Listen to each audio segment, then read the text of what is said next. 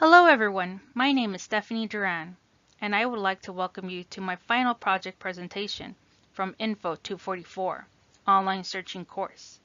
In this presentation, I will describe my client, summarize my project, search methodology, and my results. My client for this project is my sister Yvette, shown on the left side of the screen. She works as a clerk for the Social Services Department in the County of Los Angeles. Her job requires her to sit for most of the day. She also leads a somewhat sedentary lifestyle, which means she sits for most of the time when she isn't at work.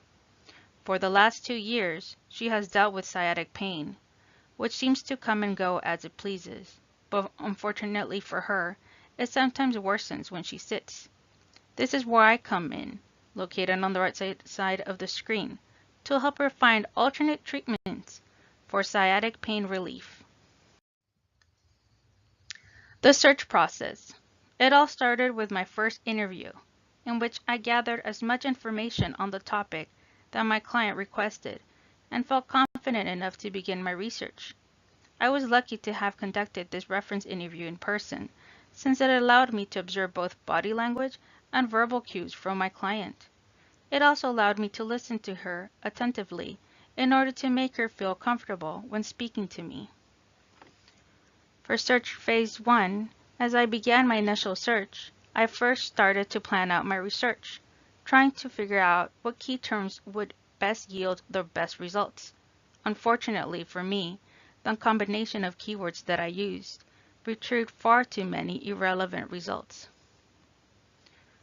At this point, I had my second reference interview with my client, which was a bit more challenging since it was done via text. This made it difficult to see her body language and to observe any verbal cues.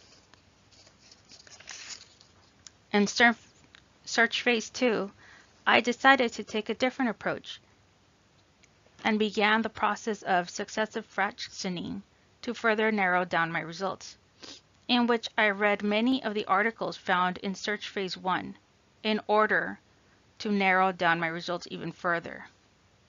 I also decided to do a Google search on Google Scholar in order to find more alternate treatments for sciatic pain relief that were not readily showing up in my earlier search results. In the third interview, after I showed my client Yvette the articles, she skimmed through all 12 of them and was able to give me feedback on which treatments and types of articles were more interesting to her.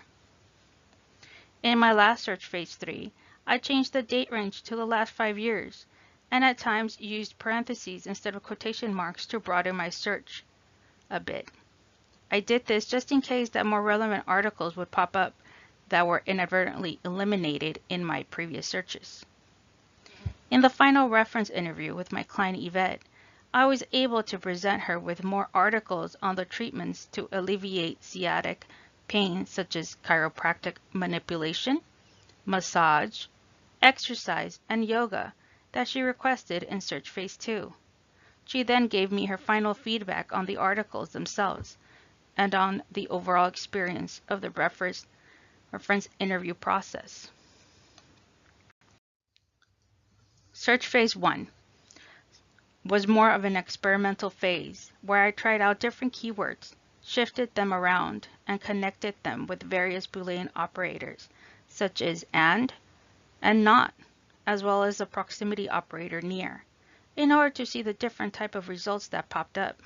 Unfortunately, this search phase was far from fruitful, and after 58 search queries, I decided to take a step back and continue my search at a later time. In search phase 2, I decided to use the method of successive fractioning, in which I read many of the articles found in search phase 1 in order to narrow down my results even further. I also decided to do a Google search on Google Scholar in order to find more alternate treatments for sciatic pain relief that were not really showing up in my early results. Afterwards, I was able to obtain a small list of keywords to focus on and use as my concept terms to further narrow down my results to most relevant articles. Search phase 3 was more of an ideal search process. Since I already had my concept terms, I first decided to jot down my search plan, where I included only the concept terms that were of interest to my client Yvette.